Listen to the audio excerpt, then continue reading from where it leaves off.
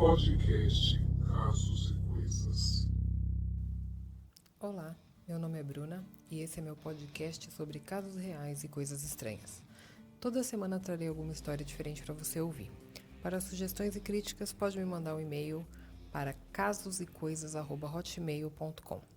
Esse áudio também estará disponível no canal no YouTube Bruna Bonsangue. Obrigada pela visita e divirta-se. Caso da semana: Albert Fish. Albert Fish nasceu em Washington em 2 de janeiro de 1865. O seu pai tinha 43 anos a mais que sua mãe e vários membros de sua família tinham doenças mentais, e possuía um tio que sofria de fixações religiosas.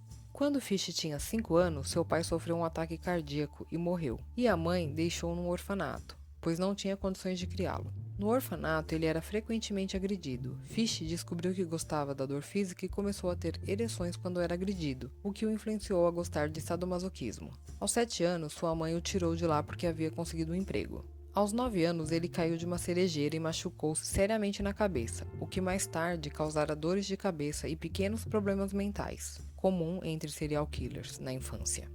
Em 1882, aos 17 anos, Fish começou uma relação homossexual com um rapaz que trabalhava no telégrafo, que o incentivou a beber urina e praticar coprofagia, o que significa comer fezes. Gostava de sofrer humilhações como forma de prazer.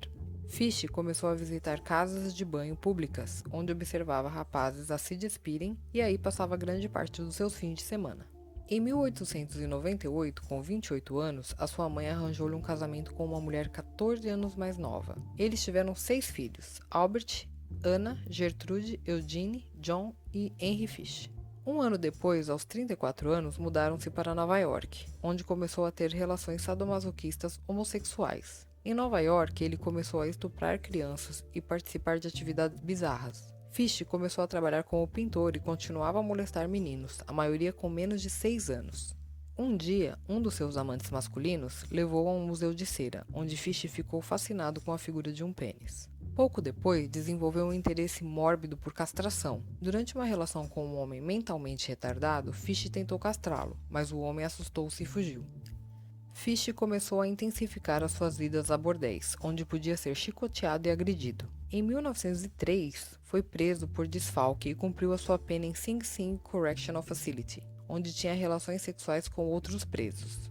Em janeiro de 1917, a sua mulher deixou-o por John Straub, com quem ela tinha um caso. Depois disso, Fish começou a ouvir vozes. Uma vez enrolou-se num carpete explicando que estava a seguir instruções do apóstolo João. Por volta dessa altura, Fish tinha uma grande necessidade de masoquismo. Pegava bolas de algodão, embebia-as em álcool e as colocava em seu ânus e colocava fogo. Começou a espancar a si mesmo com um remo e espetava agulhas no corpo, entre seu reto e seu escroto. Normalmente ele as retirava, mas começou a inseri-las tão profundamente que já não as conseguia tirar. Raios-X feitos posteriormente revelaram 27 agulhas na sua região pélvica. Aos 55 anos, começou a sofrer alucinações e ilusões. Fish acreditava que Deus lhe ordenava para torturar e castrar rapazes pequenos. Os médicos afirmaram que Fish sofria de uma psicose religiosa. Em 1910, começou uma onda de homicídios. Atacou Thomas Baden, em Delaware, depois apunhalou um menino mentalmente retardado em 1919, em Washington, D.C. As suas vítimas preferidas eram meninos com doenças mentais ou negros, que ele achava que não seriam procurados. Daí surgiu boatos que teria um lobisomem, ou um vampiro, ou um bicho-papão raptando crianças. Por volta de 1920, Fish viajou por 23 estados americanos pintando casas. Ele via nesse trabalho como a perfeita oportunidade para cometer suas atrocidades às criancinhas. Fish lia frequentemente a Bíblia e dizia que a voz de Deus o mandava matar. Em julho de 1924, Fish encontrou Beatrice Keogh, de 8 anos, brincando sozinha na fazenda de seus pais. Fish ofereceu-lhe dinheiro para ajudar a procurar um ruibarbo nos campos vizinhos. Beatrice estava quase indo com ele, mas a sua mãe o afugentou. Fish voltou à fazenda e tentou dormir no celeiro, mas o pai de Beatrice encontrou e Fish foi-se embora. Grace Budd.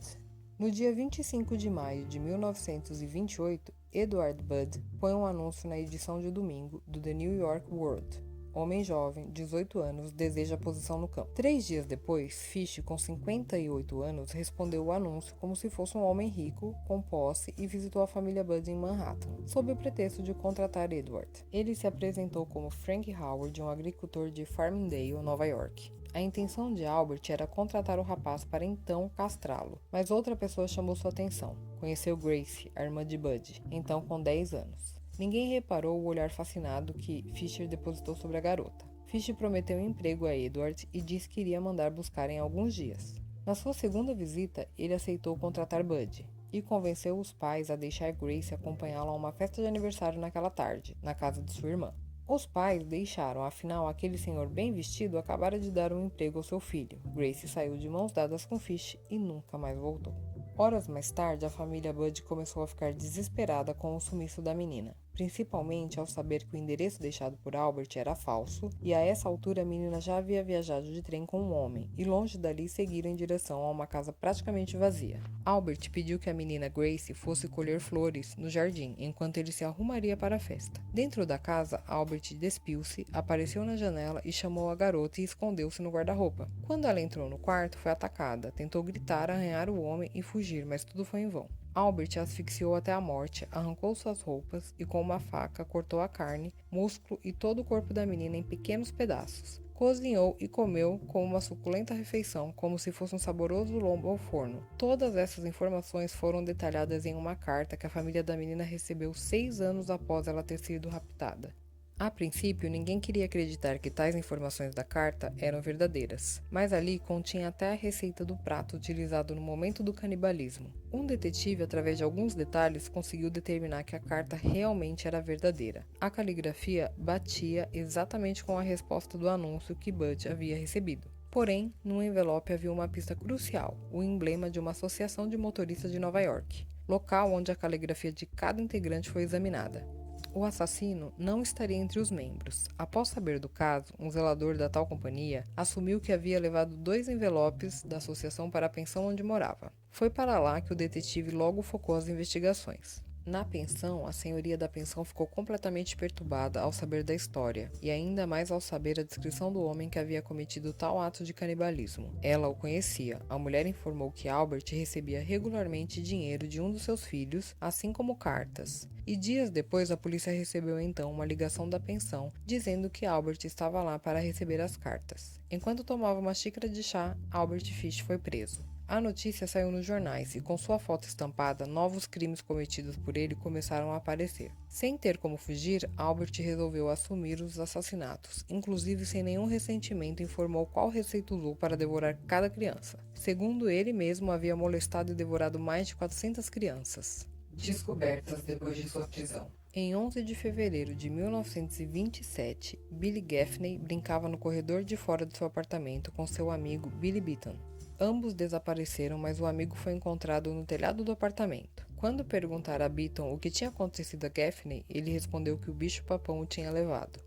Inicialmente, outro homem foi apontado como suspeito da morte do menino, mas Joseph Meehan viu a foto de Fish no jornal e o identificou como o homem que viu no dia 11 de fevereiro, tentando acalmar um rapaz que transportava dentro de um carrinho de compras. O rapaz não queria vestir o casaco e estava a chorar pela mãe. O rapaz foi então arrastado para fora do carrinho. A polícia afirma que a descrição do rapaz corresponde a Billy Gaffney, cujo corpo nunca foi encontrado. Em sua casa, Albert Fish havia asfixiado o garoto até a morte e o abusado sexualmente. Com o cutelo, desmembrou o garoto, drenou seu sangue e bebeu como vinho. Com uma faca, abriu o garoto, retirou suas entranhas e, com uma faca menor, cortou em pedaços e cozinhou sua carne com cebolas e cenouras. Os órgãos genitais, incluindo as nádegas, foram assadas no forno como se fosse um pernil. Após a refeição, não havia sobrado nada do garoto.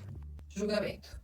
O julgamento do homicídio de Grace Budd começou dia 11 de março de 1935 em Nova York. Esse julgamento demorou 10 dias. Fish alegou insanidade e declarou ouvir vozes de Deus que lhe diziam para matar crianças. Vários testes psiquiátricos testemunharam sobre os fetiches sexuais de Fish, bem como urofilia, coprofilia, pedofilia e masoquismo. Um psiquiatra testemunhou a insanidade de Fish, mas o testemunho de Mary Nicholas, sua filha adotiva de 17 anos, alterou essa versão.